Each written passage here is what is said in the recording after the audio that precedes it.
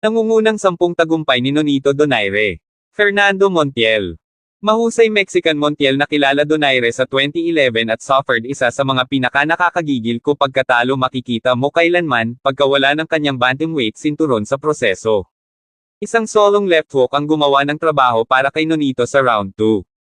Vic Darchinyan. Ang 2007 flyweight fight na ito ay naaalala bilang breakout performance ni Donaire, kasama si Darchinyan, ang IBF belt holder, 28-0 na papasok at isang run of knockout na panalo sa likod niya. Gayunpaman, pinigilan siya ni Donaire sa 5 round. Toshiaki Nishioka. Sa kung ano ang huling pro fight ni Nishioka noong 2012, ang matagal nang naghahari na dating super bantamweight titleist ay hindi napantayan si Donaire at nabawasan ang laki sa loob ng 9 na round. Omar Andres Narvaez. Si Narvaez ng Argentina ay hindi natalo sa 37 pro fights nang lumipat mula sa superfly patungo sa bantamweight upang labanan si Donaire noong 2011. Kahit na tumatagal ang distansya, hindi siya nanalo ng isang pag-ikot. George Arce. Ang Mexican warrior na si Arce ay maaaring medyo mahaba sa ngipin ng mag-lock ng mga sungay kay Donaire noong 2012 ngunit hindi rin siya natalo sa loob ng 3 taon. Anuman, pinalo siya ni Donaire sa 3 round.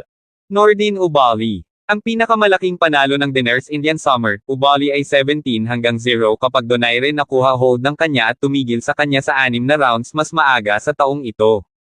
Volodymyr Sidorenko. Ang well-schooled na si Sidorenko ay hindi kailanman napigilan bago pinasabog sa loob ng 4 na round ni Donaire noong 2010. Vic Darchinyan 2. Ito ay hindi ang parehong Darchinyan na nakaharap Donaire unang pagkakataon sa paligid, pa-Daenerys ika-9 ikot pagpapahinto ng sa kanya sa 2013 ay dumating 7 buwan pagkatapos Nonito ay nawala laban sa Guillermo Regundo, kaya ay lubhang kailangan. Moretti Matelaine. Hinamon ni Matelaine ng South Africa si Donaire noong 2008 para lamang makita ang kanyang sarili na huminto sa loob ng 6 na round. Ryan Burnett. Isang panalo na may asterisk, ang 2018 na laban ni Donaire laban kay Ryan Burnett ng Belfast ay natapos na nasugatan ni Burnett ang kanyang likod at hindi na makapagpatuloy pagkatapos ng 4 na round.